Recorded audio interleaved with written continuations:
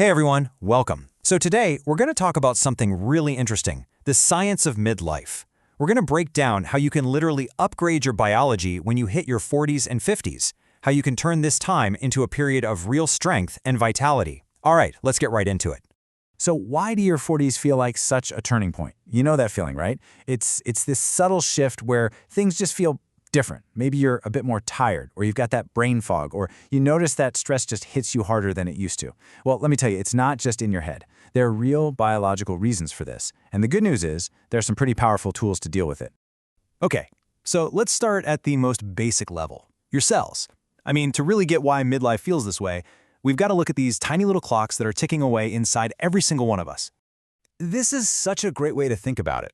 Imagine your chromosomes are like shoelaces, while telomeres are those little plastic tips at the ends. As long as those tips are solid, the shoelace, your DNA, is totally protected. But what happens when they start to get shorter and fray? The whole thing becomes unstable. And that, right there, that's literally what cellular aging is.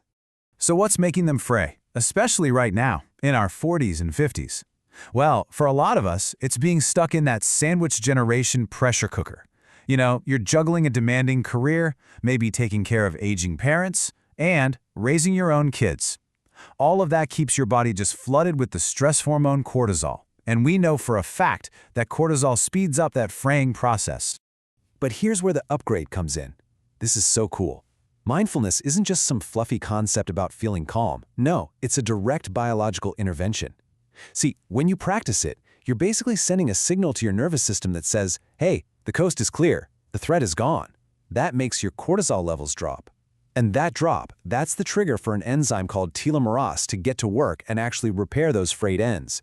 You are literally patching up your own cellular clock. How amazing is that? All right, so we've covered the cells. Now let's move up to the control center, your brain.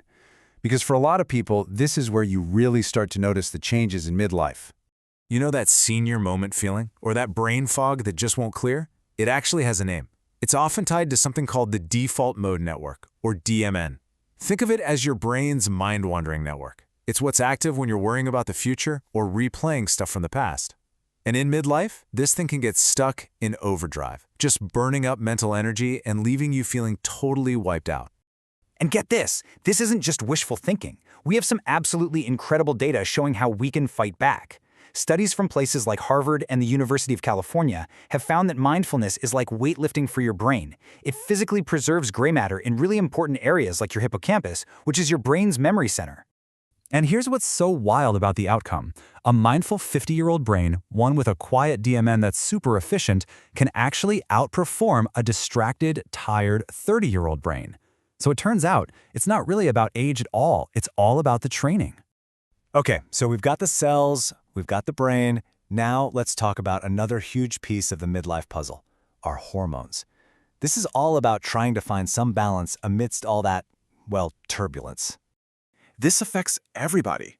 For men, all that chronic stress and high cortisol we talked about, it directly pushes testosterone down, which can mess with your energy and mood.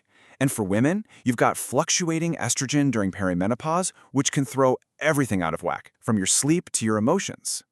But here's the good news again. Mindfulness can create this amazing positive feedback loop to help you out. It starts by improving your sleep quality. And when you get better sleep, your body can regulate your hormones more effectively. When your hormones are more balanced, you're less irritable. And when you're calmer, guess what? It's way easier to practice mindfulness. It's a cycle that just keeps building on itself. All right, moving on. Let's talk about the engine that powers this whole machine, your cardiovascular system. We have to protect this engine because in midlife, it definitely starts facing some new challenges. All that constant pressure of life takes a real physical toll, and one of the first places we see it is in our blood pressure. Chronic stress literally makes our blood vessels tighten up, and that forces the heart to work harder 24/7. This is a huge health risk that really starts to pop up for a lot of people around age 40. So there's this key measurement for heart health called heart rate variability, or HRV. Now, it's not about how fast your heart is beating. It's about how adaptable it is, how well it can switch between being stressed out and being calm. A higher HRV is basically the gold standard for a strong, resilient heart.